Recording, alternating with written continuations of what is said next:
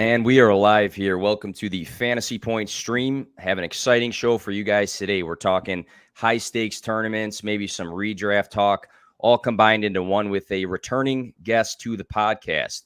My name is Nick Skrip. As always, I am joined today with Scott Barrett. Scott, I tweeted out earlier. I was in my office. I was checking out that show yesterday, the two bars battle between you and Graham. You had the Stephen A impression in there. I'm not going to say who won. I think people should go and check that out. But you want to talk a little bit about how that went, just in case people missed that? Yeah, of course. I dominated Graham like everyone knew I would. No surprises there. The first annual takeoff, winner, chicken dinner, and that's me. We're going to probably do that again in another few months. That was just way too much fun. And if you missed it, it's still on YouTube. We'll have it up as a podcast, and we'll drop some highlights. Sounds good. Yeah, I thought it was a great episode, and you guys had a lot of fun with it. Joe did a good job kind of monitoring that, because it could have went wild if you didn't have a mediator there. But on the show with us today is a returning guest, Abib. And Abib, you were on the show about a year ago, I believe, with Scott and Graham. I got a chance to listen to that episode. I thought it was great stuff. So I was, Scott suggested bringing you back on. Taking some notes from that episode. I'm like, man, you guys talked about a lot of good stuff in what seemed like kind of an interview podcast. So try to pull some of the good stuff out of that show. But if you guys are not familiar with the Abib, 2019 and 2020 FFPC high stakes champion. So Scott deemed you on that podcast a year ago the FFPC GOAT. So that's the title he gave you there. And glad to have you back on the show. I mean, Scott was talking about on that podcast the chances of going back to back, and it was like the hangover gif with all the numbers going across his face, but the number was very small. But Abib, how are things, man? How are you doing? Pretty good. It could be better. I didn't go back to back, so we're working on that one, trying to make it back to the glory. But otherwise, things are good. Started this off season a little bit earlier in that I dove into Dynasty, which is something that I've not really paid much attention to or really got myself involved in years previously. And I got to tell you, it's addicting. So I'm looking forward to kind of incorporating that into my draft strategy this year for redraft. So yeah, I'm excited. I'm stoked. I'm like ready to go. It's a whole other world. Scott and I and our buddy TJ were on a podcast last week talking Dynasty, and now we kind of shift today to tournaments and maybe a little bit of redraft here. But for those who are not familiar with the FFPC tournament, high stakes tournament, can you kind of give us a little bit of insight of how that works, and maybe briefly how you came across that, because obviously you've had some massive success there. Yeah, I mean, I think if you're listening to this podcast in June, you're probably somewhat of an addict when it comes to fantasy football. You just one of us. Exactly. So yeah, at some point, you start off in a home league, or a league with friends, and you put so much energy and time into trying to win that league, and it's great when you win. Like, nothing's better than winning that home trophy that, we all have that one league. But then you start to realize that, I'm spending a lot of time, and the ROI on this is probably not the greatest. So for me, I just started kind of looking, elsewhere as far as, okay, I have all this knowledge that I kind of want to put to use. And you also want to just kind of test the waters. You want to see how smart you are compared to everyone else. So I literally just started kind of Googling, fantasy football, and came across FFPC as far as high stakes. At first it's, kind of a bit alarming when you look at some of the entry fees. And so, I tried, I dipped my toes in at first, and, I guess I was a fish early on and got destroyed. But for those of us who play, there's this kind of competitive nature. I think I'm kind of glad that I got destroyed that first year, because it really, allowed me to sort of kind of focus in, particularly, when it came to that league, to try and learn, how to better myself as, a fantasy player in that format, and just overall in general. I mean, year by year, not a year that doesn't go by where I'm not trying to pick up something new. The field is just so far advanced, just so much information out there now that, I just find myself, really trying to gain an edge anywhere that I can. So yeah, FFPC just kind of offers that nice advantage to try to, really, test yourself against the rest of the field. And then obviously, entering into a large field tournament, you have that the chance of winning, a large or getting a large payout and winning, some fairly sizable money. So. Yeah, let me just jump in here and talk about why I was so insanely excited for this episode in particular, and why I thought the show with Abib was probably my favorite show last year. And that's because I'm just like such an absolute junkie when it comes to these leagues, particularly the Football Guys Players Championship, which has that $500,000 payout to first place. Which is also cheaper than the main event, which is like $1,800. Football Guys is like $350. This has been like my favorite league to enter for a number of years. I really love tight end premium. I really love everything else about the format: 2 running backs, 2 wide receivers, 2 flex. And so I talked about how on the show from last year, how, 3 years ago, I only had 1 entry. Usually I had way more, but I just had 1. And on that silver bullet, I finished 15th overall. And I think I was the number 1 non-Christian McCaffrey team that year. And he was just like such a cheat code that like, I'm so proud of myself for that. The next year wasn't great. Last year, we got to talk about last year, 15 teams. I had 8 make the playoffs. And then somehow every single one of them, not every single one, but like a lot of them lost the championship by like 3 points.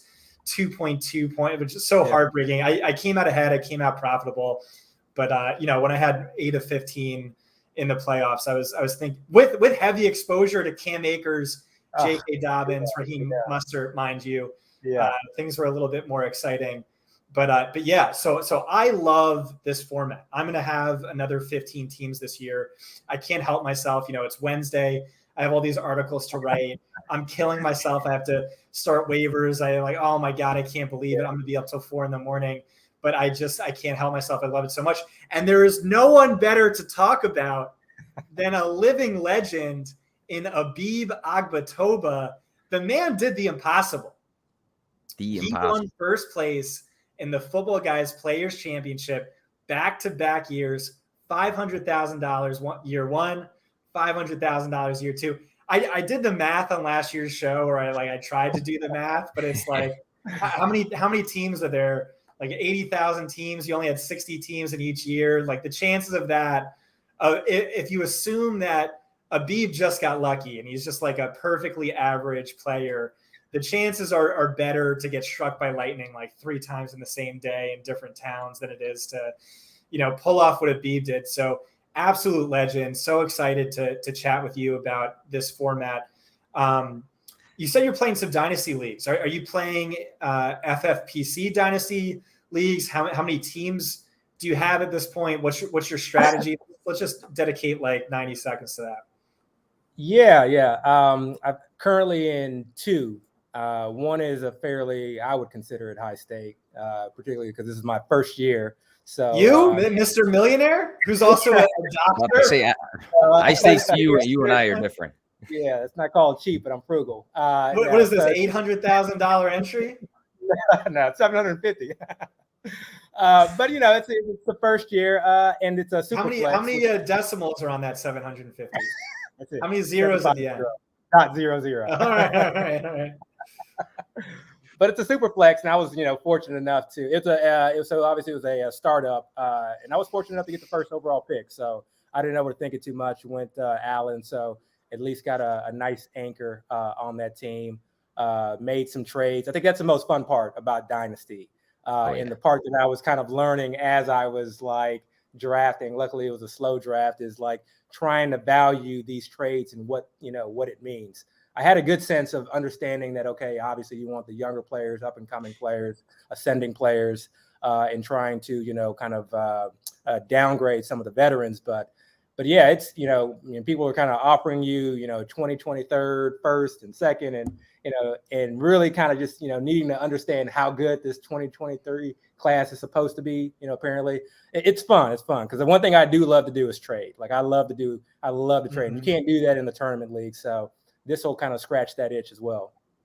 So FFPC is a sponsor, but you can sort of tell sometimes when we have a sponsor, and I'm like really excited to gas it. Like I just love FFPC. I'm really happy they're a sponsor. Sure, they're paying me, but like legitimately, that's my favorite place to draft. And so if you're interested in doing an FFPC Dynasty League, I recommend you watching my live stream with Sean Siegel, and then the one after that with TJ Calkins, who's my Dynasty partner and also the best Dynasty player I've ever played against, where we talk about our preferred strategy and how to dominate these leagues. So make sure you check those out. But what I love especially about FFPC's Dynasty Leagues is that they've been running them since like 2016. They have like over 1,000 high stakes Dynasty leagues that they've never had a league fold. And that is crucially important to me because I always punt year one, maybe even year two. And I'm trying to then dominate win year 4, 5, 6, 7, 8, 9, 10, every single one of those seasons. So like the worst thing that happens to me is I'll build this juggernaut and then the rest of the league owners are like, screw this. This team is too unfair. We're quitting. So never had a league fold. So definitely check out FFPC's Dynasty Leagues just to get that promotion in. And also if you want $25 off your first FFPC entry, whether high stakes or Dynasty, we'll have a URL for you to click on in the YouTube and in the show notes of the podcast. So check that out. And Scott, you and I talked Dynasty last week, and we talked about the diversity of leagues and, knowing the importance of settings and scoring and everything else included in that. And for a tournament like this, Abib, FFPC, you mentioned last year on the podcast when you were on this show, the importance of understanding the league settings and kind of preparing for that. And I figured it has to have some impacts on how you draft. So can we talk a little bit about that of how you approach these high stake tournaments in terms of just understanding the scoring and the league setup and how that impacts you being prepared for it? Oh, absolutely. Without a question. I mean, understanding the league format, the scoring system, the roster size. I mean, you need to start there. Like that's starting point one. And it's not just enough to just kind of have a general idea. You really need to have a deep understanding of what that means. So you can kind of figure out, your draft strategy, both, pre-draft and then also in draft, because that can, obviously change. It's somewhat fluid. So, one thing, kind of, piggybacking off of what Scott said, I love about the FFPC is the tight end premium. It takes that tight end position, which, in your standard league, I think a lot of us end up just punting and trying to find that late guy because, the value of that position, is just something that we don't really place a lot of value in. But having, two flexes where you can, use not only a running back, a wide receiver, or a tight end, just, affords you the opportunity and ability to be able to construct your lineup in so many different ways. Yeah. And, one thing I love about the NFL is that like every year is different. Every year is unique, and just, for me, when I'm thinking about, okay, my strategy for 2022, I think one of the first things I try to think about is, okay, how is 2022 going to be different from 2021? Because, what I used to do was just try and, take and see what happened in 2021 and then base my strategy off of that or try to extrapolate data, from that. But now I try to figure out, okay, how can I gain an edge? Can I get this right? Can I figure out, okay, what's changing with the league? And it could be something super simple. Like we saw a lot of 2 deep shells, teams taking away the deep balls. And, so, is that something that, is going to play a role as far as, wide receiver values or certain wide receivers going to gain more value or others going to lose value, just small things like that. So that's important because now I can kind of, play that when it comes to setting up and adjusting my rosters. So, FFPC format, 1.5 points PPR per tight end, and then one point per PPR for every other position. The other thing it does is, you got to you can pretty much decide where you want to take a tight end, each draft. I think there's values at each different levels based off of how you want to build your team. So if you want to start off with the Kelsey and Andrews because you feel like there's value later in the draft that you can attack, my strategy in years past has always been to kind of wait because I really want to fill out the positional, the RB and the wide receiver positions first because I felt like those were, typically tapered off and there was quite a tier break, once you kind of got into some of the mid to later rounds. But for me, like that's just key. I mean, it's key in any league that I join to really try and get a good understanding of that. And then, looking at ADPs and then trying to have a good sense of where I can take advantage. And the tight end position always seems like the one that's the most diverse in terms of the way you attack it. Some guys will reach early on getting that Kelsey, Mark Andrews. Other people, like you said, fill out their team and wait till later, and then you're kind of taking a risk from there. But Scott, tight end premium, can you just go over briefly what exactly that means? Because 2 years ago, I don't know if I knew what that meant, and maybe how your approach is to leagues that do stress that tight end premium. Yeah, so tight end premium means you get 1.5 points per reception if you're a tight end. All other positions get exactly 1 point. And so that does a few things. It makes tight ends obviously more valuable, higher likelihood of contributing in the flex. In FFPC leagues, you're going to devalue the wide receiver position a little bit because you're only starting 2 to 4. Tight ends, you could start 1 to 3, running backs 2 to 4. It also makes certain players more or less valuable. For instance, peak Darren Waller was very much a target guy, so he's more valuable in tight end premium. But Dawson Knox, who was very much touchdown reliant, is probably going to be overvalued in these leagues because they're just tight ends are worth more. Well, not really him because he's not a reception guy. Yeah. I've found personally in these leagues, my most success has been really waiting on the tight end position. I remember my first ever year, I picked up Charles Clay off of waivers, and he was my superstar. And he wasn't even that good. He just got 6 receptions for 30 yards, and that was enough. So you could really go cheap there. But also, tight end is one of the better positions to find value exceedingly late.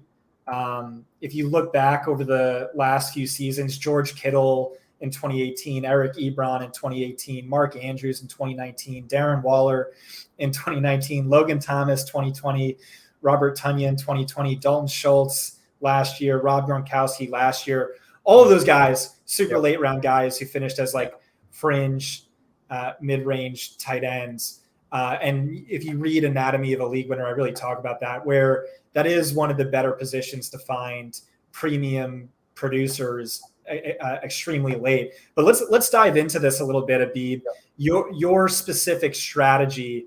I know you said something sort of unique last year where you said you really go running back heavy, which is what I do as well. I kind of just touched on how wide receivers are a little devalued, but I also noticed in my own drafts, maybe it's the football guy's bias or a RotoViz bias, but a lot of 0 RB teams, and those teams don't tend to do well, but it just makes yields more value later on. But before we get to how you're valuing these different positions differently, my question to you is, how did you do last year? The year before you did, hard to top that. The year before that, hard to top that. What happened last year, and do you have any key takeaways from your disappointing results of not winning $500,000?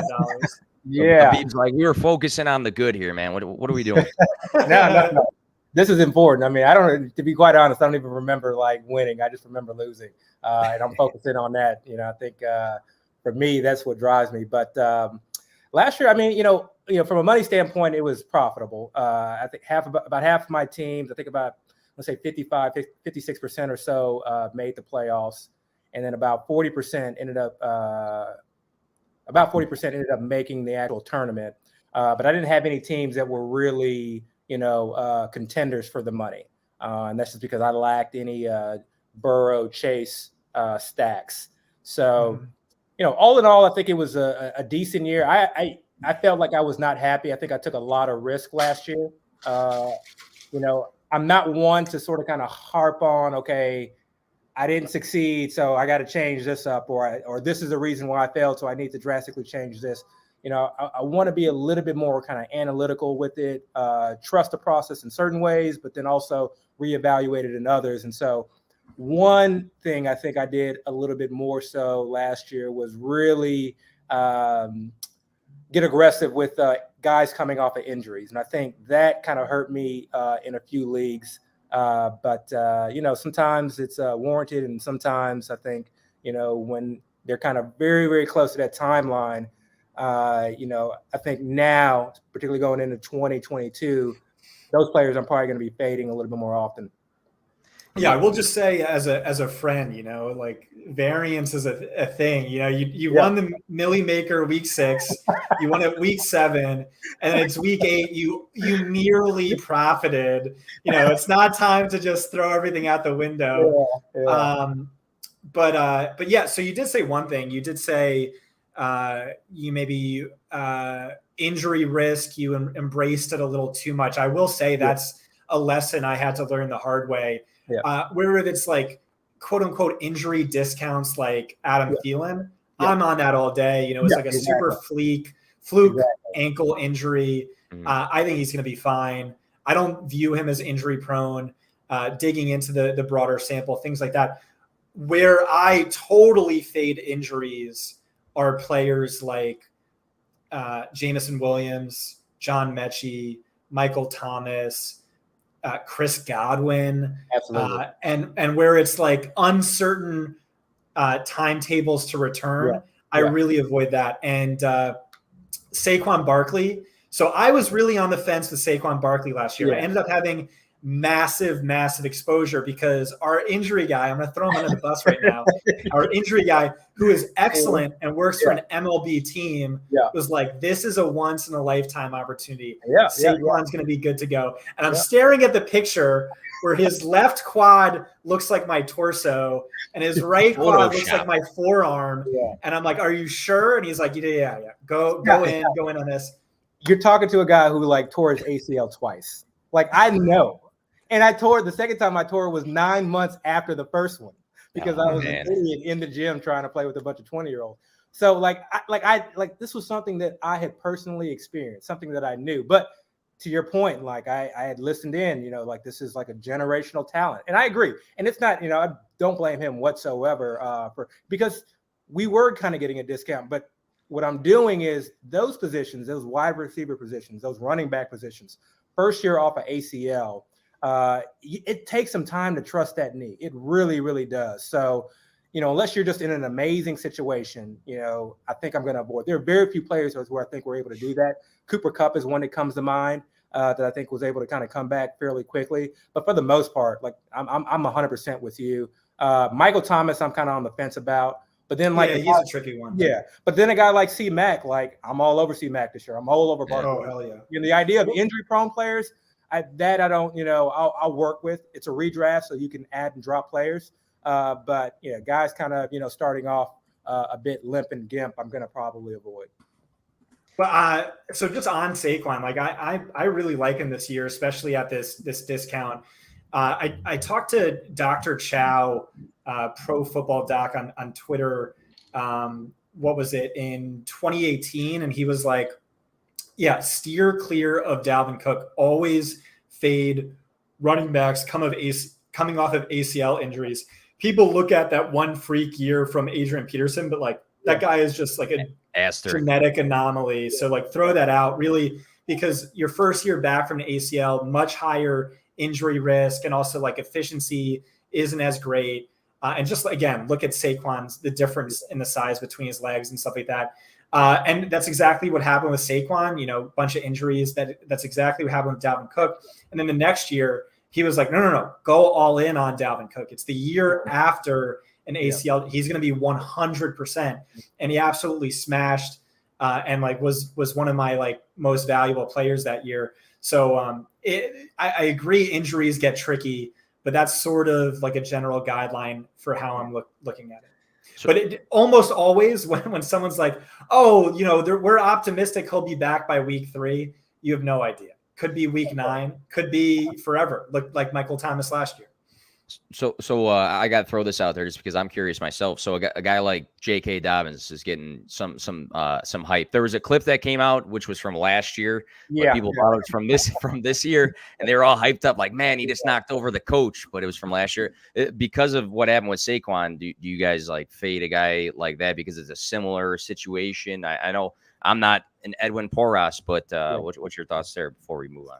Yeah, so I think for me personally, a guy like JK, I'm likely going to fade, and it's multifactorial. The ACL is probably, takes precedence over all the other factors, but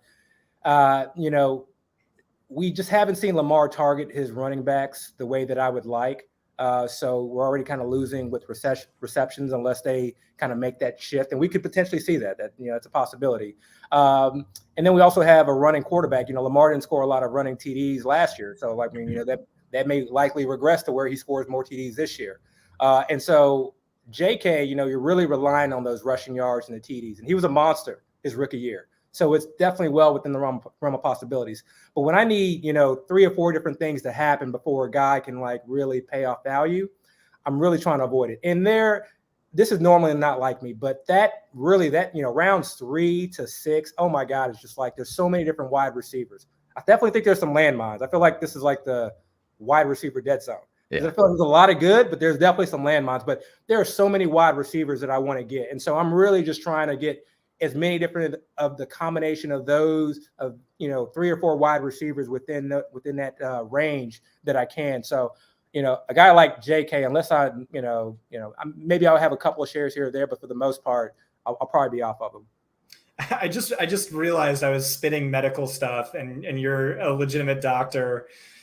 So I'm pulling up, so don't even worry about it. At least you weren't throwing out some terms like you were, at that level or something like that. I'll say on J.K. Dobbins that there was some hype on him catching passes heading into last season before the injury, but it has been historically a running back by committee situation, and even if he does lose out on those targets, it doesn't matter as much because hyper mobile quarterbacks lead to extreme rushing efficiency for the running backs. And we've seen that too, where the Ravens, when Lamar Jackson's on the field, have the highest running back yards per carry average, all that stuff. It really, to me, just comes back to that conversation I had with Dr. Chow, where it's avoid running backs coming off of ACLs in their first year back. And you also see with the Ravens specifically, they signed Mike Davis, they drafted a running back, and they were chasing after Melvin Gordon, or maybe those were just rumors, but all those things, I'm probably out on him. And again, questionable upside with the committee situation, the lack of targets, etc. Yeah. Oh, but Abib, let's dive into the nitty gritty on how you're valuing these different positions and how an ideal draft would work for you. Yeah. So just like you, historically, my tight end and quarterback are drafted, almost in the double-digit rounds. If I could have my way, if there's that guy that I've kind of isolated and I'm, ready to be, massively overweight on him. This year, strategy for the most part is, there are a couple of guys in that first round that I really like, guys that I think could be just number 1 overall. So you gotta give me some names, Abib. Or does that hurt your competitive? No, he's who's listening to this right now? That's the first one. Yeah, exactly. Dalvin Cook is one guy that I just I cannot like stop drafting Dalvin Cook. Mm-hmm. And I tell people all the time, like, I almost don't even want the top 3 or 4 picks because, we're all expecting Cup to regress. There's always a chance that he could historically repeat, highly unlikely. Even if he does regress, he's still a number 1 wide receiver, but I feel like, you're more likely to find that later on. But Justin Jefferson, I love, but really Dalvin Cook, I just feel like in this new offense that he's going to be incorporated so much more in the passing game. We've already heard, talks coming out of camp. We know that that's within his skill set. We know that he's a dynamic back. And he has everything in place as far as, a comparable quarterback, wide receiver options on the outside, and even a decent tight end. So it's not like defenses can just load up the box. I absolutely love Dalvin Cook. And I don't care so much about his injury history because it's redraft for me. And I feel like I can afford to draft Madison later on in the 10th. I don't mind using that 10th round pick and grabbing and locking up that backfield. To me, it's well worth it. So I won't handcuff every single draft, but I'll do it enough as added insurance because I know I'm going to be largely overweight with Dalvin Cook. So I don't mind starting off with running back. I'm also very, very, very big on Aaron Jones. I hope nobody hears that either. But Same, I love it. Wide receiver 1. Oh yeah, I'm like I would draft Aaron Jones in the first round. You know, if I didn't like take into account ADP and things like I would have no issues drafting Aaron Jones in the first round. So if I start off my draft with Dalvin Cook and Aaron Jones, and I understand, you know, that's, you know, placing a lot of stock in running backs early on. It's not the ideal build for some. For me, I don't mind it as much because again, all the wide receivers later on. But I think probably the ideal build this year is probably if I can get that anchor RB, whether it's the first or second round, and then get a wide receiver that I can lean on as my wide receiver 1. I think a true like wide receiver one that can like really win you the tournaments, you know, that the top tier. I don't think there's necessarily many of those, but I also think that those are very, very hard to find off of waivers, very hard to find later on in drafts. You can find that wide receiver 2. You can definitely find someone who may give you 3 to 4 weeks, but finding someone who's just going to give you week in and week out production, it's hard. So I like kind of getting that early on, and, you know, whether it's Jefferson, Kupp, CeeDee Lamb, for me, those are the main guys. And then, you know, I'm a little bit more weary of some of the other guys. They're kind of in a lower tier for me. So if those guys are off the board, that's when I'm more likely to start running back. And then after that, it's just hammering wide receivers. And it's never been me, but I just, like I mentioned earlier, there's just so many wide receivers that I love that I think do have the potential to be strong wide receiver 2s, low end wide receiver 1s, but then also provide consistency at that value. My issue in the past was that I felt like those wide receivers couldn't provide me the consistency that a running back could. But the NFL has changed. And so now, you know, with wide receivers catching 5 to 6 balls a game, they can be a lot more consistent. You know, I don't have to necessarily worry about them putting up single digits on a week in, week out basis. So, and then, you know, I think there are a lot of running backs that are getting pushed down the board. You know, I've kind of already put this guy out here, but I'm willing to place a bet on CEH this year. I've been off of him for like literally since he got in the league. I was like, I'd never, you know, didn't draft him the first year, was like, you know, largely underweight last year, but this is a year. And I know it's scary because I think I put out a take a couple of weeks ago that, like, you know, bold take of the year, Hunt gets cut and picked up by the Chiefs. But even with that in the back of my mind, I feel like most of the running backs that I think that could hurt him are, for the most part, have been taken. The Darrell Williams signing, you know, kind of locked it in, but he's probably like my highest owned player. And that's because I can get him in the 7th round. And it allows me to kind of hammer wide receivers and then get a running back where they lost McKinnon, they lost Darrell Williams. Those were the 3rd down backs. He's entering into his 3rd year. I don't need him to be efficient in between the tackles.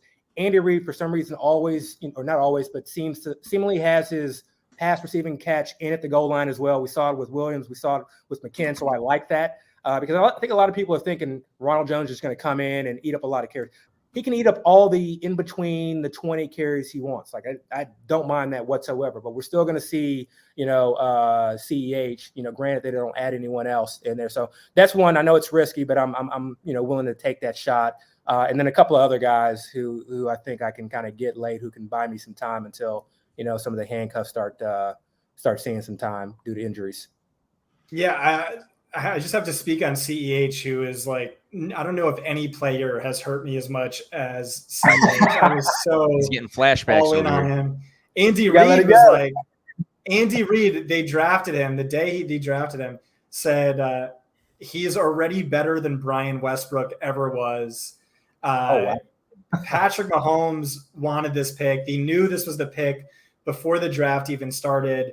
I just saw like a PPR machine on one of the most potent offenses in football. But yeah, maybe there's a chance. You look at Brian Westbrook, he didn't do much his first 2 years, and then he really broke out with that full-time role. He also had gallbladder surgery and lost like 60 pounds.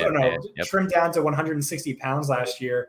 So what I'm betting on, maybe. Yeah, what I'm banking on, and I got to credit, I was listening to Chiefs podcast, but I think what I'm banking on, and this is kind of dangerous, but this is kind of where my mind goes to try to get an edge, is you just lost Tyreek Hill. You have an entirely new wide receiver corpus coming in. You have an aging Kelsey as well. And you have an O-line that now has continuity, okay? This was a young, they had like 2 rookies on their O-line last year, and they actually fared fairly well. we've seen Andy Reid use his running backs in the past. So it's not like this is like a novel concept. So if Andy Reid is sort of kind of scheming, okay, how do we change, our offense moving into this year to optimize it? What can we do to make it better? And teams are already taking away the deep ball the year before. Why wouldn't you now utilize this guy that you took in the first round for the very reason, that he was drafted? Why wouldn't you use him so I expect not just screens and, catches out of the backfield or routes out of the backfield, but I'm hoping to see him like split out wide a little bit, something creative, maybe him and Ronald Jones on the field at the same time. But I think there's a lot of opportunity there. It's a bit of a hope, but I'll put my trust in Andy Reid in terms of getting, having the pass catching back on the Chiefs. And that's really what I want. And so right now I think it's him. You can take some late round flyers on like an Isaiah Pacheco as well if you want, but for right now I think it's CEH. So some more strategy. We're talking about, some players that you like. Drafting's the big question mark. I think going into these big tournaments. And I'll listen to your podcast from last year, Abib. I thought it was awesome that you're like, my first year in this tournament didn't do so good. Then I added some more teams, did some extra research. You talked about watching more football. Some people might have just been turned off and went the other way. But in terms of preparing for a high stakes tournament. You guys talked about tiers before. Is that something that comes into a big play for your specific strategy when it comes to attacking the draft board and kind of knowing that I want, these couple guys here, and if not, I'll pivot to another set of guys? Can you just talk to me about the way you draft and if tiers are still a big part of how you draft? Yeah, I mean, I think when I initially started drafting, I just kind of, the simplest way of just you think of drafting is, okay, let me just take the best player available. BPA, or, try and fill positions. Okay, I need a wide receiver. So who's the best wide receiver available? But I think, I like tiered drafting because I think it takes you to the next level, because I think one of the biggest advantages that you can have, when you have a lot of teams, or when you're entering in these tournaments, really, almost any draft really is roster construction. I think that's something that really goes largely unlooked. There are guys that I will draft on certain teams because I feel for this particular roster, it's huge.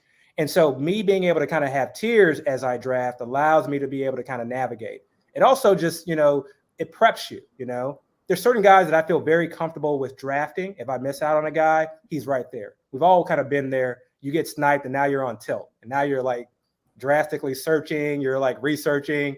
You got 60 seconds on the clock. You're pulling up YouTube, trying to watch like college film. So, we've all kind of been there. And so I think, kind of having a tier-based system, if, Cooper Kupp goes, Justin Jefferson's there, and then, once, CeeDee Lamb goes, for me, that's kind of my tier break. So now I can kind of pivot. Okay, now I want to go towards Aaron Jones. And it provides some comfort level to me as well. But then as you kind of work your way through the draft, particularly in the middle rounds, it's very, very important.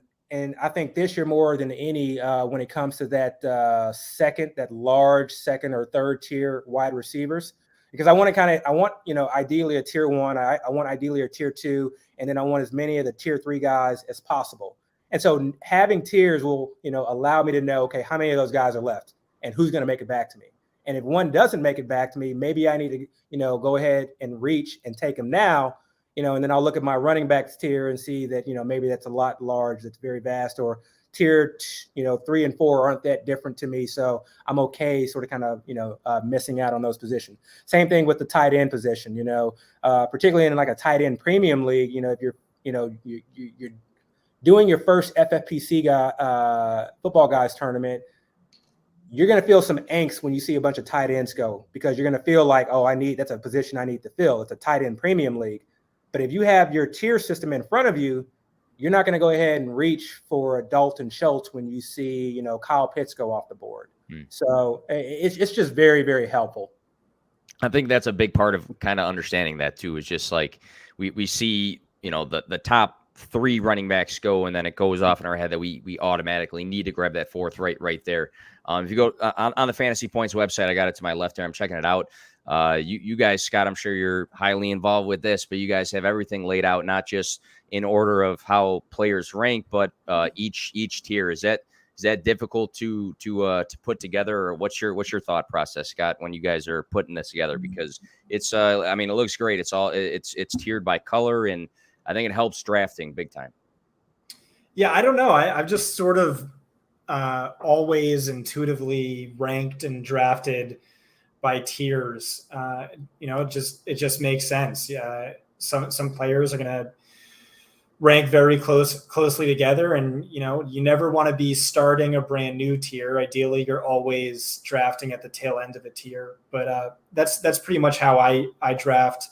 Last year's show, we also talked about ADP a little bit. How I have a lot of friends who don't even watch the Super Bowl, let alone any regular season game of football, but they're invited to their work fantasy league, and they're like, "Oh, okay, let me call up Scott." It's like, "Hey, can you help me win this?"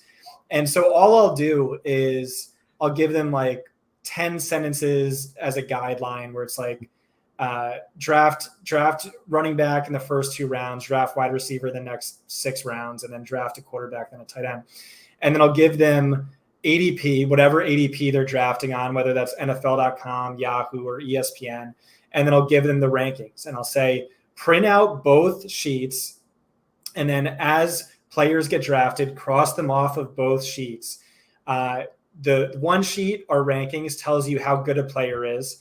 The next sheet tells you where they're going to be drafted. So if we have a guy 3 rounds ahead of ADP, don't take him 3 rounds ahead, take him a round ahead, something along those lines. And then once you've drafted your team, just look at our weekly rankings every single week and start your team based on that. And then maybe read your waiver column. And I've had friends who never even read the waiver column, never even made a single waiver, and they dominated their work league. So tiers is big, but also knowing ADP is massive. So you're not overdrafting guys. You're bringing down the average cost of each player in your portfolio by grabbing ADP values when they fall, but also not getting your guys too high. So speaking of ADP, Abib, with these high stake tournaments, how close are you to following ADP? And is there a point in the draft where you're like, all right, now ADP means nothing to me, I'm going to start going and grabbing the guys that I'm above on consensus in comparison to what this is showing? Because we know, I mean, you go to a sleeper draft for a dynasty startup or on ESPN, those ADPs are all over the place. And sometimes you're looking at them like, why is this even like that? 6 rounds in. So how do you approach that? Yeah, I mean, ADP is extremely, extremely important. I use it as I draft. I mean, I don't have rankings. I don't have tiers. I don't have anything else up, with the exception of the ADP in the format that I'm drafting in. I think the way that I kind of think about the draft, and, the draft is only one aspect of things, but the way, one way that I think about the draft is that I want to win every single round, So, in the first round, I want to have that player who outscores all the other players in the first round.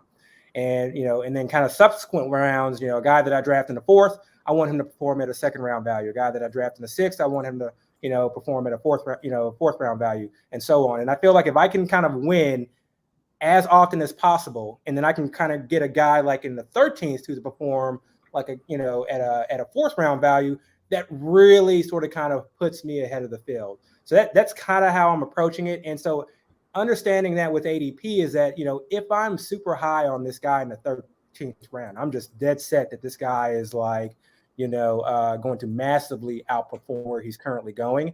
There's no need for me to go ahead and take him in the 9th. I want to be greedy. And I'm a volume drafter as well.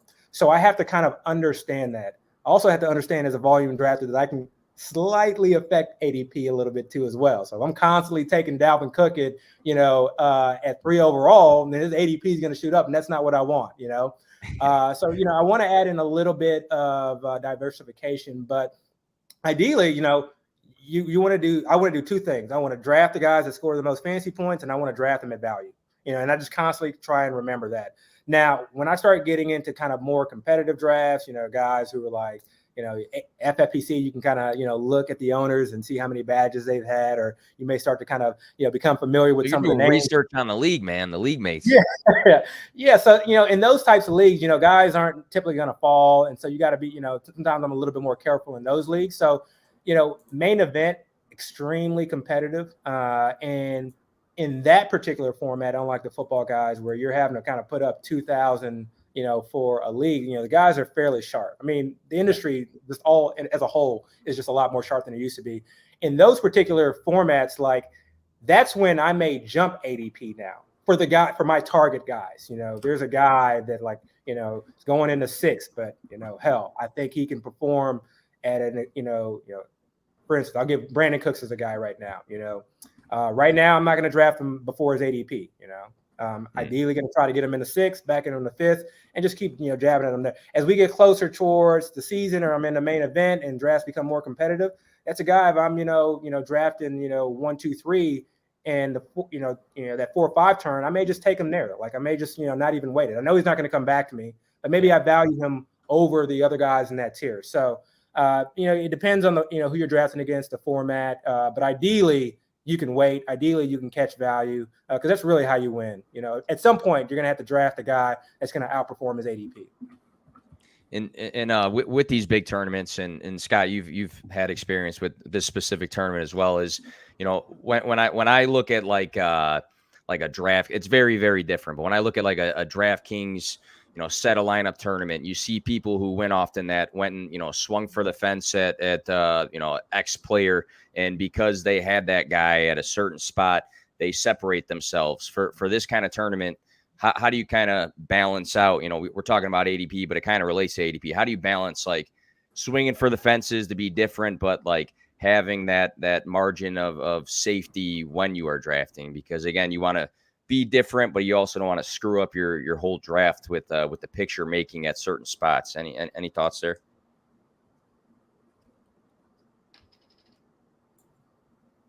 Was that directed at me? Yeah, it was. Oh, I'm sorry. I said Scott, and then I went on like a 43-second rant there, so it got lost in the the fake Chicago accent. But yeah, go ahead. All right, one more time. All right, my ADD is like way too bad for these live streams. No, it's all right. So I'm talking these big tournaments. I my mind goes to like DraftKings, which is very different, but you want to be like different than the big group of people when trying to separate yourself. But for something like this sort of tournament, which you've played in, how much do you swing for the fences to be different, but kind of have this margin of safety when drafting? Right. Uniqueness. I mean, that's not even really something I spend too much time on in like Millionaire Makers. I do look at ownership percentages and like being ahead or above the field. But in general, for these drafts, I just want to draft the best team possible. And it also makes sense in that, hey, first place out of your 12 teams, there's a pretty decent payout for that. But in general, yeah, I mean, like to finish first out of all of these teams, you really need to get lucky and you really need to prioritize upside. I'm the upside wins championships guy. And, for these especially, just like go super heavy on upside. My question for Abib, though, is I never really thought about it too much this way. But what are your thoughts on stacking?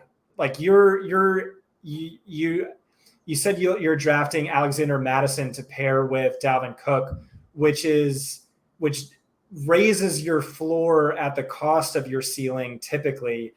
But in these, I really don't lean heavy on stacks. Last year, I think I had Jalen Hurts on like 99% of my teams. Maybe one Stafford to Cup stack, and like that was it. But I do think there is an edge there because 2018 Chiefs was every single top 50 team, like Tyreek Hill, Travis Kelce, Kareem Hunt, and Patrick Mahomes, something along those lines. Yeah. So if you see one team you think is maybe undervalued or poised to take off, like the Bengals last year, I do think that can make sense. Yeah, no, I agree. And when it comes to handcuffing, I mean, it just kind of depends. I'll be quite honest. Analytics, the numbers, and my brain say not to do it. It's a bit of arrogance for me to kind of go into a large field tournament and say, okay, I can win this with a handcuff. No, but I like it. And again, it's like finishing first out of 12 teams is a decent payoff. Exactly. I just feel like it's something that like I can overcome. I can overcome that, because I kind of construct my roster differently. But when it comes to stacks, I'm with you. I'm not going to reach for a stack. I'm not going to, go into a draft thinking, I want to try and get this stack. I just, in general, just have players in mind or teams in mind that I think can really outperform their ADP this year. I think the Giants are one of those. I mean, they're just basically free. It costs me nothing. So I try to get a Giant on every team, whether it's Saquon or whether it's, Kadarius, Galladay, even Wan'Dale Robinson. I'm going to have a Giant likely on every single team. And then, and I'm not, at the current, given the current format and the current state of quarterback, I'm not drafting 2 QBs in most leagues, but I can see myself week 1 or just, before week 1, picking up Daniel Jones on just a hunch that he kind of explodes. But QBs are so deep. So before where like, you only had a handful of QBs that could really kind of, blow up week to week. And you need them to blow up week to week to week, really, 3 weeks, ideally. Now I think that field is massive. So that to me, that's one thing that I'm looking at 2023 being very different than 2022. I can probably name 15 quarterbacks that I feel have the potential to just go on a 3-week tear of putting up, an average of 30 points. So I don't feel as strongly about having the stack this year. I'm not going to look at past years and say, okay, Joe Burrow and Chase won it last year, so we have to have that stack. Because you could see a situation where Jalen Hurts just goes nuts because he's got like 3 rushing TDs, every game, but is really not using his wide receivers all that much because he's, rushing and running them in. But then you have other wide receivers that are kind of carrying you, throughout the money weeks. So there's just a lot more rushing quarterbacks. Quarterbacks I think are a lot deeper this year, and I think there's a lot of ways that you can kind of win at quarterback without having to stack. So for me, it's going to be mostly a value play. Well, I love, as a Giants fan, I love to hear your optimism for my team. I'm not going to get my hopes up too much. He was smiling over there. I mean, I knew he was coming. I don't know about team. Part of the reason why I kind of like him is I just feel like their defense is going to be somehow worse than it was last year. But I don't know. I like the, obviously Dayball coming in, offense changing, Garrett, the kind of mundane and vanilla play calling, predictable play calling. And then just getting the healthy Saquon and ideally getting the wide receivers healthy. But I really like the pace of play. Like, that's what I'm excited about. And you kind of hear it. Like, you heard, I think it was Feliciano talking about, like, oh, yeah, we're going to be moving, And that's one thing. I love, like, listening to offensive linemen. Like, if the offensive lineman is talking, listen in. They will, like, drop little hints about, like, run scheme changes and, like, just random things that just can kind of give you little tidbits. But yeah, I like the idea of just, like, the, picking up the pace, So I'm kind of excited. It's probably not going to be the Bills, but again, you're getting them a lot cheaper than you were getting the Bills before they broke out. So, yeah, Giants were bottom 7 in pace last year. Bills were top 3, and that adds up. It's a lot more plays. You're in my good graces for gassing up the Giants a little bit. I am not in Nick's good graces for botching that question earlier, and I'm not going to be in yours either because if you'll check my Twitter, you'll see why I screwed up that question. I was firing a tweet off, and you may have been getting Clyde Edwards-Helaire in round 7, but I'm doing my best to push him up to round 6. Yeah. Oh man, here it comes. Here it comes. Oh man, hey, that's like a double-edged sword because if he fails, like, I'm gonna hear all about it, and if he like wins, like, I'm like now losing out on value. So this will be clipped either way, good or bad. We'll save it for Twitter for a later time. I can't go for 0 for 3 on Clyde Edwards-Helaire, so I don't know what to do this year. He's burned me too many times before. You keep doubling down, eventually you're gonna hit. Yeah, that's right. I'm never wrong, just early. Exactly. So with we talked about stacking with constructing your roster. So on the last time you were on the show, the number 60-ish was like thrown out there for, I think, managing teams. When you're making your roster, like how much do you diversify your roster to roster? Obviously, the drafts are going to go different. I mean, you look at just regular redraft fantasy, your home league versus your guys from Twitter. But how close do you try to align your teams? I personally have like terrible fantasy OCD. I try to get my Swift, my Elijah Moore, Kyle Pitts. I know there's a couple other guys that I'm always trying to get. How much do you diversify your teams, especially if you're entering maybe some of these tournaments where you have a bunch of teams for high stakes here? Yeah. So like one thing that I'll do like before the season is I'll like just go back and like look at like fantasy points. I'll look at I'll look at the preseason projections and I'll go back and look at fantasy points. And then even better, I'll look at fantasy points per game. Because to me that just puts so much more weight on that anyway. But what you'll see, I thought you were plugging the website there for a second. Oh, well, I'm obviously using fancy points for this. All right. Go ahead. Yeah, your website. I mean, I don't think we talked about it earlier, but just kind of, I've been listening to Guru since like, the start of my fantasy career. There you go. Yeah. And so, when he was with, had the Fantasy Guru website, I was always there. And that was like always my like way to like win my like home league. Like you were just like no idea like how I was on these players. And it was always like fancy. And then I started noticing other people started winning and found out that they were like listening to they had the same login. So like I had to, but like, what fancy points, like, you, Scott, Graham, like, the content that you guys put out, Wes with his, coverage, secondary coverage maps, or shells.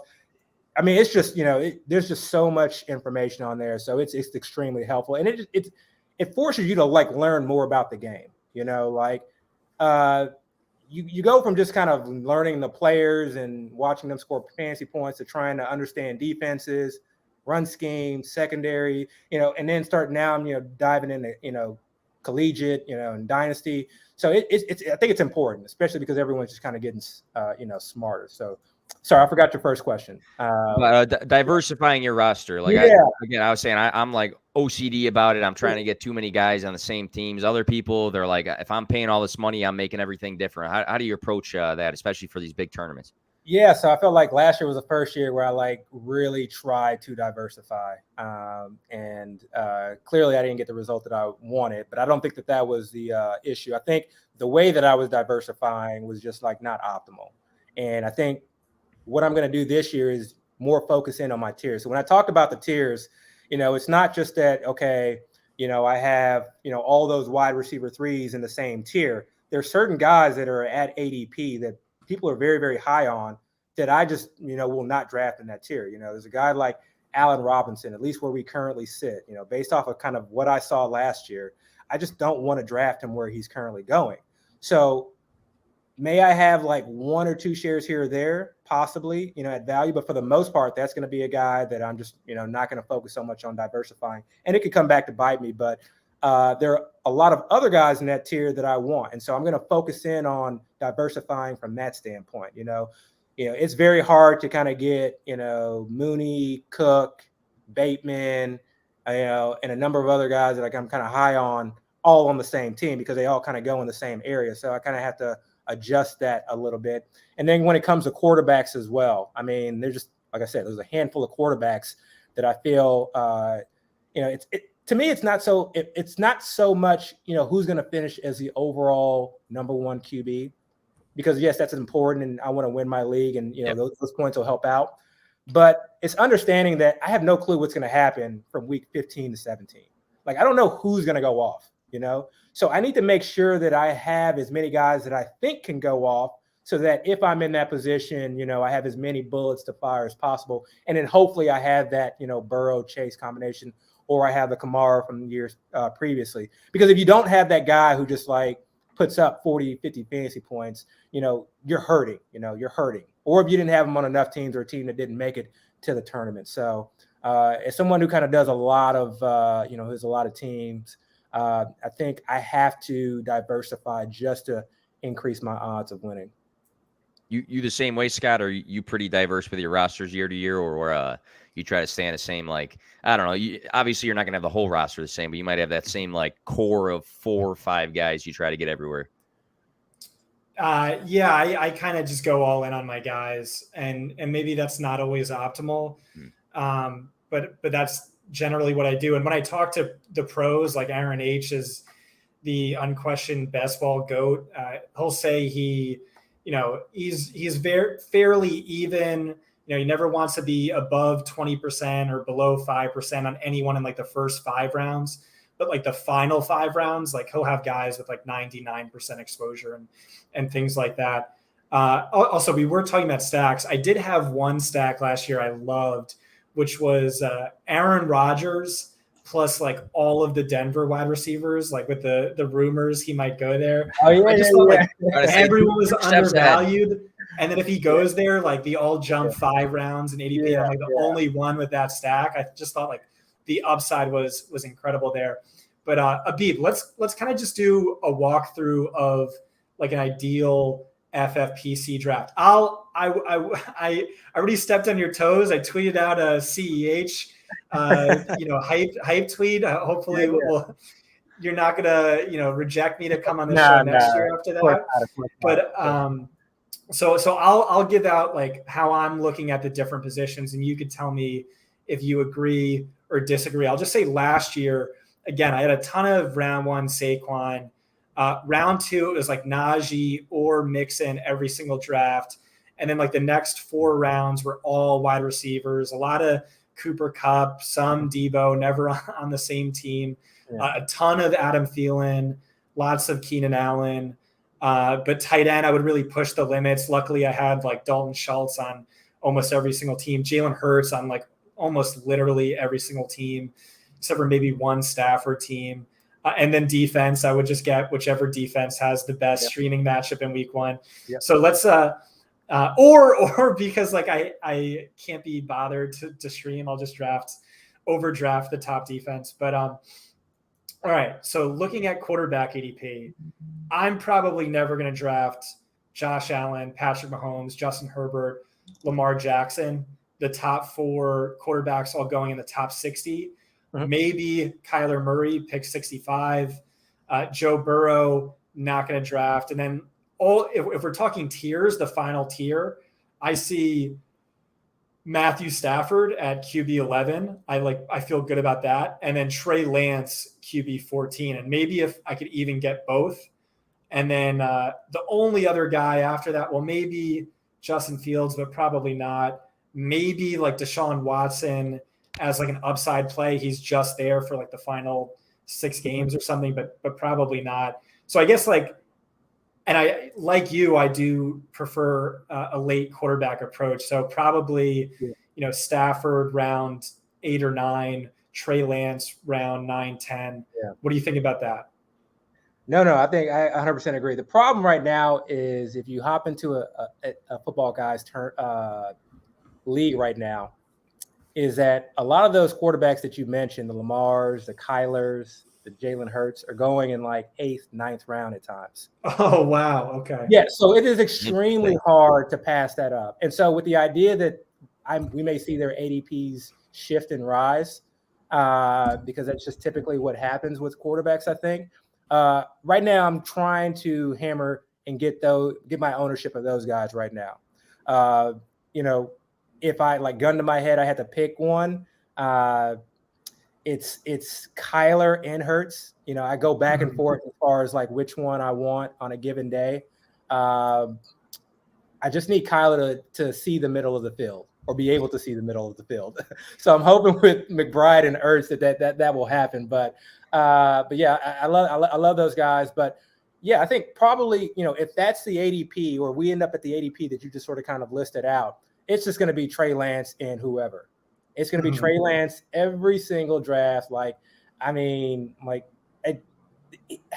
me, it seems so obvious, but like knowing that I can kind of get a Kirk Cousins late, I'll take some shots on Daniel Jones. You guys aren't going to like to hear this, but I'll take shots on Davis Mills.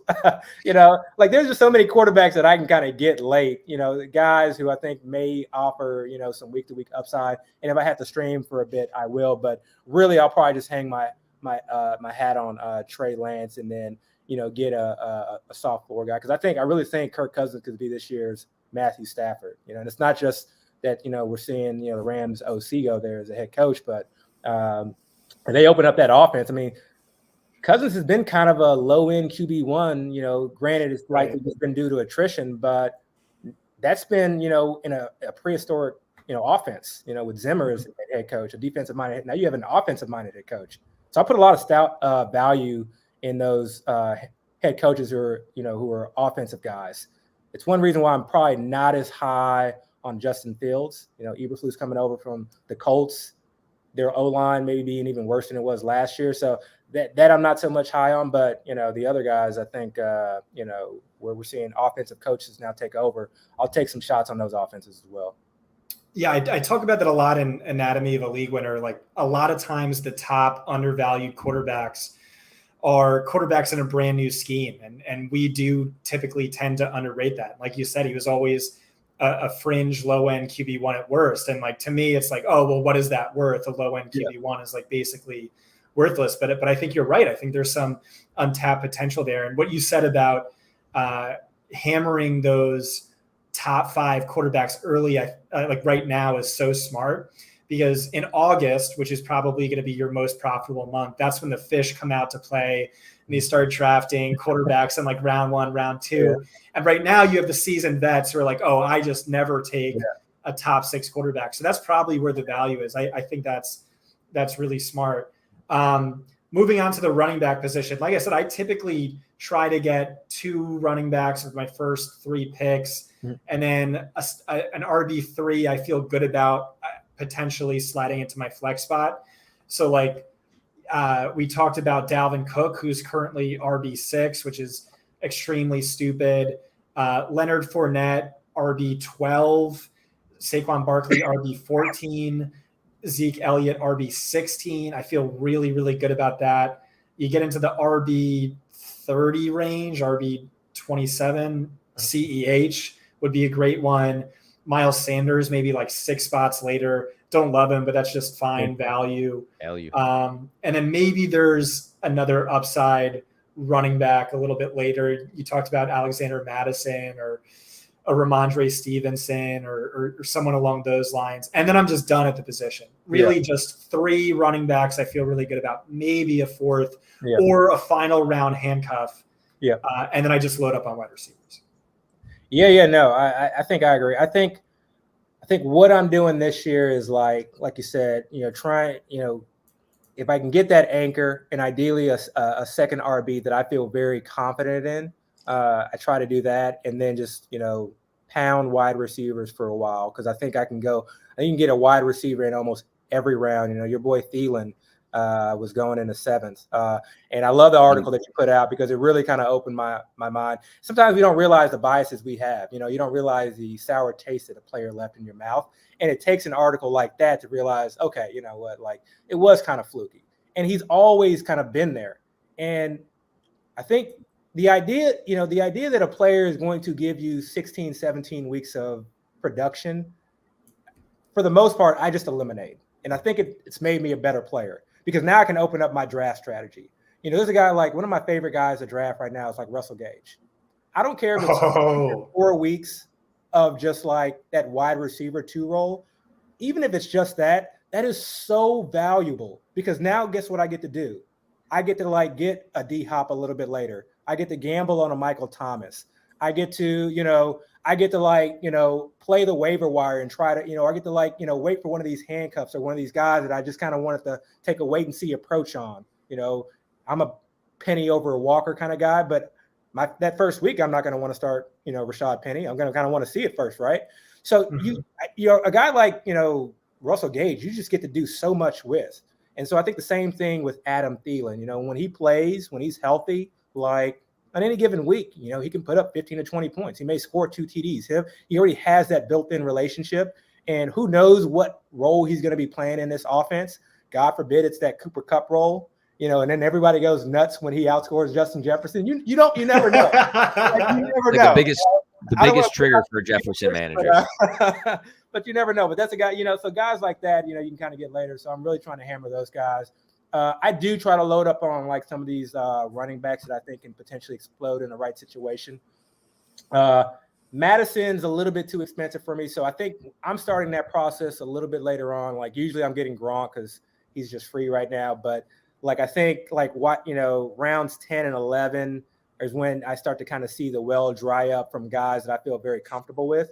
It's kind of when you get to that, Jameson territory, and I'm like, all right, let me look elsewhere. So now, I'm taking, I'm looking at guys like Tyrion Davis-Price, who knows, you never know, in backfields like that, or, maybe, Rashad White or, Spiller, if the league guy goes down and you don't need them for the entire season, you're just looking for 2 to 3 weeks to get you by. Like that's how I look at those guys. I'm looking at who can provide me, wide receiver 1, RB1 points per game on a given week, and that's all I need. Can you give me a couple of weeks of that? If I draft you in the double-digit rounds, great, hop on board. So that's kind of how I approach that aspect of things. That's all music to my ears. Like Gage is probably my number one, like top first circled player in terms of value. Adam Thielen's probably number 2. So that's awesome. Wide receiver, we don't have to go too in depth. It's pretty self-explanatory again, draft a lot of them, aim for upside. I'm a donkey, so I'm probably going to have Antonio Brown in the last round on all of my teams and just hoping major dart he finds a way onto it. I mean, that's what you want in these tournaments with the upside or whatever, but tight end is extremely tricky to me. I just don't have any answers. You mentioned Rob Gronkowski. The only thing I was going to say is the only player who jumps out to me at ADP really is Gronk at tight end 13. But like what's your strategy there this year? What do you think you're doing besides that? I mean, drafting Gronk. Right. No, that's a big one. I'm just not a believer. I think every year we're going to see it. We're going to see tons of data come out or takes come out that, this is the year that XY wide receiver is going to take off. And I'm just like, I'm not falling for it anymore. I think there's certain situations where like, number one, you need a void of pass targets. Okay. So you need a situation where there's like just not a lot of other pass targets there. You need a quarterback and a scheme and a system that's going to target the tight end. That's kind of how he got on the, the Wallers and, and the Andrews before they broke out and the Logan Thomases. You kind of look at that offense. Okay. Does this offense target tight ends historically? Oh, they do. Okay. Who's their tight end 1? All right. Let me take a stab there. And a lot of those guys now are just kind of already pushed up, and are established and aren't going anywhere. So it's hard finding that later on in the draft. So again, now that I'm drafting early because guys that I love in the 8th, 9th round who I feel can give me, consistent production, this is a time where I'm like, okay, let me get my Gronks in. Let me get maybe a few Andrew shares in here or there, but really, my Kelsey shares. So I'm really kind of going after Kelsey. And then after that, I'll wait. If Schultz falls to like the 6th round in a tight end premium, I'll maybe take him there. The guy this year that I'm probably maybe more overweight on than most is Zach Ertz. And it's because of where he goes. That's a good one. I can fill in all of my positional players at the running back and wide receiver position and get some depth there. And then in a lot of drafts, get him in the 7th, if not the 8th round. And again, he's one of those players like D-Hop is out, the first 6 weeks. So you can already assume that he's going to be seeing more targets. I haven't seen the splits, but I got to assume they're a lot better without D-Hop last year versus with D-Hop, when we're looking at Ertz and Murray. So that's a guy that I like. I've always been a Marquise Brown guy, and I'm just like, there's a lot of guys that I've been on for years, and like now I'm just can't do it, and guys that I've been off of for years, and then I'm on. And Marquise Brown is one of the guys like now I'm flip flopping. Like I can't pull myself to draft him in the 4th round. I just don't think that he is that type of wide receiver, and I could be wrong. And I get the narrative, and I think that's strong. Having that relationship is strong. But I just don't see him as that type of wide receiver in that offense. That offense is either you run 9 routes, you run outs, or, it's, all stuff like next to the line of scrimmage. It's not an offense that like is very intricate when it comes to their wide receivers and having them kind of run all over the field. So I'm hopeful that, Ertz is the guy that is the kind of safety blanket. We saw it last year, tight end premium. I care more about the receptions. I don't care so much that he doesn't provide me the yak. If he can give me 5 to 6 receptions a game for 50 to 60 yards, I mean, it's like 15 points. That's perfect. That's all that I need. And then I can figure out tight end position throughout the year. So he's probably one guy that I'm like looking to get and looking to acquire.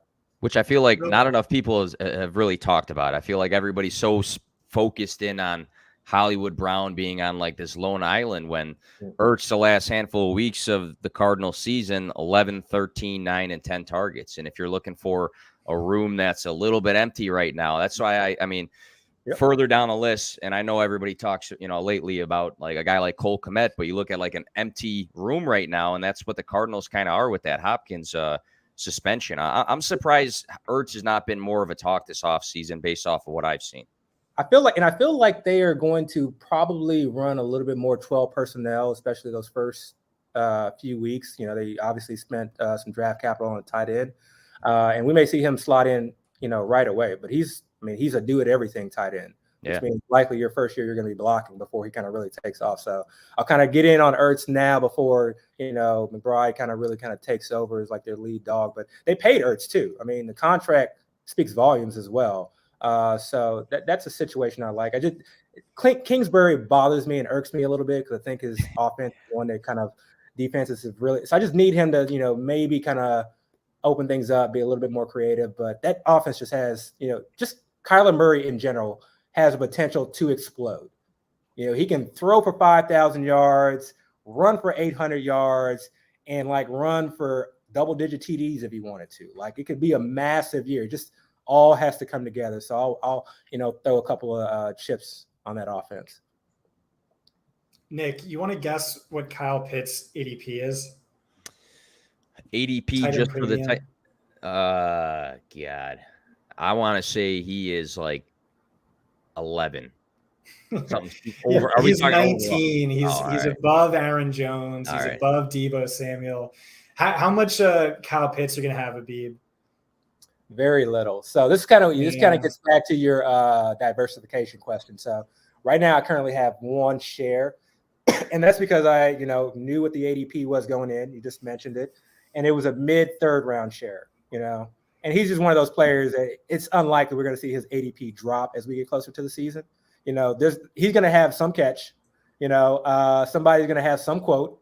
Someone's going to say something about him like needing to be, a focal point of the offense or a factor in the offense, and his ADP is going to rise. So if I was like, let me go ahead and get that, third round share. And again, I'm drafting early, so kind of, getting some value further down the board than I may be able to get later on. But yeah, draft him in the second round over some of those other guys. I probably won't do. I don't know if you've looked at it, but I feel like, teams where I draft Kelsey, they're solid, but they're never like just amazing teams. And I don't know what the percentage is as far as teams that win these large field tournaments and best ball as well. Like how often is it that one of those top tier tight ends, if you draft them in like the first 1 or 2 rounds, end up like putting you in the money?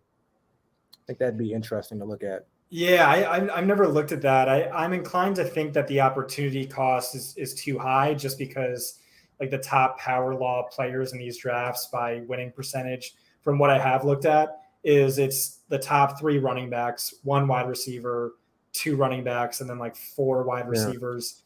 And I just don't want to pass up on that opportunity. And like, Kelsey compared to, a tight end 12 is great. But then again, this is a position where you can find those diamonds in the rough, like we were talking about, like Gronk last year, Dalton Schultz last year, and historically. So I'm more inclined to punt the position than draft. But again, we just talked about I hate the ADP and all these guys, including Andrews. I think he's massively overpriced, and Kelsey stands out without Tyreek. Yeah, his splits without Lamar, I think, or something. Something that like really just in itself. And so Bateman's a guy that obviously that I'm going at. He's another one of those guys. There's just so many of those wide receivers that like you can like, throw darts at and hit. Absolutely. So going into 2022 bounce back season, FFPC for Abib. You took 2021 off. How many teams are we throwing in there? Do you have an idea of like, hey, you know what? I'm going in heavier. I'm taking it back a little bit. How's that going to look for 2022's bounce back here? Oh man, waivers are a pain in the ass. I mean, they are a pain. I But can't imagine. That's like you got to dedicate like 5 hours of put the phone. I mean, you probably need your phone, but I guess put everything else aside just to do that. You should, I mean, like I'm in between cases, like putting in waivers, but denying calls, like like we're waiting for you. I'm like, okay, give me 1 second. But I'll probably be around 50, I think, or so. I think definitely above. I think above 60. I think is just too much. I think 60 itself was a little too much. But I think I'll be around 50 this year because I also did about, I want to say 9 or 10 main events last year as well. So it was, really 70 total leagues, not including like a couple of home leagues. So I think I'm going to cap it at 60 this year in total. How difficult is that for you to manage 60 teams and set 60, waiver requests every week? And then on that point, what is your general waiver strategy? Are you one of those guys who tends to blow it all early in the year, or do you kind of save it or pick your spots? Yeah. I mean, I have no issue spending my money when it comes to waivers. Now, FFPC, this kind of, again, goes to like reading the rules and really understanding it. Because, funny story, that first year. So when you get into the money weeks, your lineup locks. Like you can't add or drop players. And I think like when I was in the playoffs of the team that won it on that 2019 team, I had whoever the Dallas kicker was. Just discarded his name, but he ended up getting cut. I had zero fab. I had $0 of fab. So I went into the tournament and was just so fortunate. I had basically no kicker for like those 3 weeks. But that hurt. But I was obviously, fortunate and lucky to overcome it. So you don't want to like blow all your fab because you need at least $8 to add and drop players. Unlike some leagues where you can just add and drop without having any money at all. But, if it's a team that's like in need and it's like a clear and obvious situation where, it's a handcuff or, a backup that's going to take over the lead role, I feel very confident in it. And it's like a season long injury. Yeah, I'm going to like go, probably 95% if I need to, 99% in some leagues, depending on kind of what I need. But for the most part, I do try to value what I'm adding because there's going to be guys week to week. 20 roster spots sounds like a lot, but remember, there's guys like Amon-Ra St. Brown who are available on the waiver. And so there's always guys there. So you always want to have some money. And then I'm always, you never know. Like I'm someone like am fairly meticulous with these teams. Like I make sure and I evaluate every start-sit decision for every single team. I have a spreadsheet where it's questionable, and I'll go back and then kind of decide. And so same thing with waivers. I do waivers twice a week, and I go through and I double-check the waivers to make sure that they're in properly. So I try to make sure that I dedicate as much time to that as need be because in the end, like those points matter. And this includes like adding kickers from week to week. Shout out to Linda on Twitter. There you go. And you guys as well. Yeah, but those points matter. So like if it's streaming kickers, streaming defenses, like, and sometimes like you said, like Scott, you mentioned like trying to just, you get an elite defense. Okay, great. I don't have to add and drop this every single week. You try to hold on to those or hold on to an elite kicker. But if I need to stream at that, that position to like get an extra points, it matters because there will be those teams that miss out on the playoffs. Again, kind of going back to the rules, you don't have to win your league to enter into the tournament. You don't have to come in second place to enter into the tournament. You can be the highest scoring team in your league, and I have plenty of those who like you don't even have to have a winning record. As long as you're the highest scoring team in that league, you can enter into the tournament. And if you're the second highest scoring team in that league, you can enter into the tournament. Okay, so there's a lot of ways to kind of get into the tournament. So points do matter. So that's something that you just can't let fall by the wayside. I got really lucky last year. Well, unlucky in that like Raheem Mostert got hurt, and now I desperately need an RB3. And so I just took a chance on Cordarrelle Patterson that I did in like so many leagues. I was just thinking like, Pretty oh, good, you man. know, he'll be like a JD McKissick. Yeah. But he ended up being like, you know, being in my starting lineup more often than Saquon by the end of it.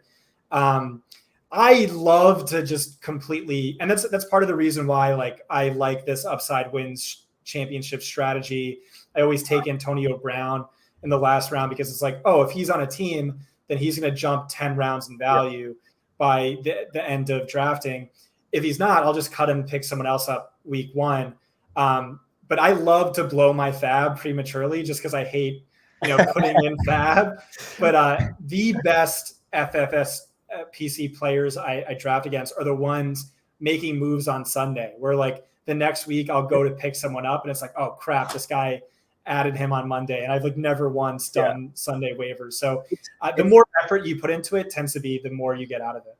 Yeah, and those dollar bids are the best. You know, I had credit to good friend Deo. We do our podcast together, and plug it. What's the name?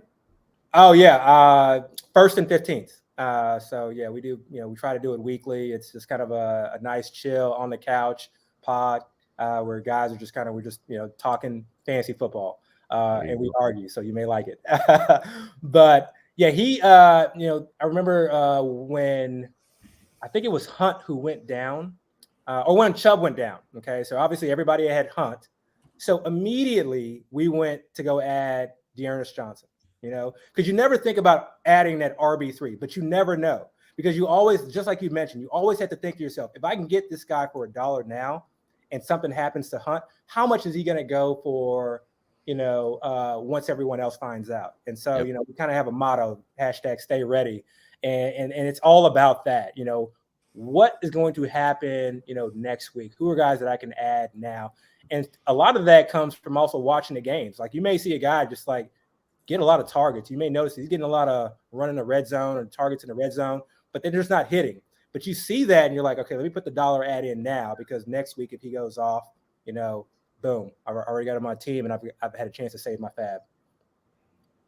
I think I've historically either struck gold or swung and miss. I know like a few years ago or 2 years ago, James Robinson, home leagues, chilling on the waiver wire, spent too much on him. Good. Different league, not for as much money or for any money, but like Scott Fishbowl last year, I remember throwing like everything on Marquez Callaway because of the preseason, and that ended up being like a major error in that sense, to say the least. But yeah, Scott, anything else for Abib while we have him and we can pick his brain, strategy wise or FFPC wise? I don't know. Anything else you don't think we touched on that's important in terms of, entering your first ever Football Guys Players Championship and then beating you for $500,000? What piece of advice would you give? I mean, just take advantage of all the information that's out there. Get a subscription to Fantasy Points. Follow the podcast. Listen to First and 15 podcast, because we definitely give out quite a few of these secrets and names. And Nick, you've been on Twitter for some time now. You're one of those guys who's just constantly grinding, and obviously it's paying off for you. Appreciate you also like one of my workout heroes. Like every day when I'm like, I can't do the gym today, and I see Nick in the gym with a pic, hey, Scott's been working too, man. He told me last week. Yeah. So there's just there's so many talented people out there, when it comes to analytics, articles. I try to avoid the takes, this player is going to explode, obviously, but if there's some substance behind it, I think it can really help you out. I'm just, for me, I just want to take in as much. I want to know what everyone else knows, and then I want to be able to decipher it and try and, gain an edge that way. But if I don't know something that somebody else knows, then it can hurt me. I'm still to this day trying to look for tweets about, from beat writers about how Debo was just dominating camp, or how, little things like that, or things about Cup, because I felt like there was something that I missed, and I hate not being able to miss it. And sometimes, and the other thing too is just keeping your mind open to the idea that, player you may not be high on, or that you may, not see a route towards, really exceeding his ADP, keep in mind that's feasible. Again, you may see Thielen outscore Justin Jefferson this year. Who knows? Abib, I need you in my DMs more often. If you're reading my stuff, I need you to say, yeah, that Thielen blurb, totally agree. That other blurb, yeah, way off base. Yeah. That little confidence boost goes a long way, man, for sure. The article Abib was referencing before with Thielen in it, that's worth touching on as like maybe a way to get a slight edge. And that's my strength of schedule series, which breaks it down and it highlights players based on their postseason strength of schedule. And so, that's not irrelevant. That's something that could give you an edge in those bonus weeks where points matter more. So check that out. And that's position by position too. It's not just one article throwing names out there. It's literally position by position. Yeah, and I like how you do it. I know a lot of people don't want to buy into strength of schedule or say you can't guess, but you can kind of have an idea, or you can have an idea. You can have correlation plays where a good team is likely going to be a good team, or else people wouldn't bet. People wouldn't bet that the Rams are likely going to make the playoffs or Super Bowl and things of that nature. So I definitely pay attention to that, and I do look at things like that. And it doesn't have to like sway you completely, but it could be just enough. These things add up as far as like where players end up in your rankings and tiers. All right. Well, hey, Abib, really appreciate you being back on the podcast and dropping probably too much information, more than you actually wanted to, with some player names and strategies. I'm over here like, this is old notes, but I'm over here like taking notes. Like I'm entering this damn tournament now. But yeah, absolutely. So if you guys are not following Abib, make sure to do so. His username is right there. Again, we're looking for that not the three-peat, but the third here in the 2022 season for another championship. And if not Abib, maybe Scott's right behind him with some of his entries.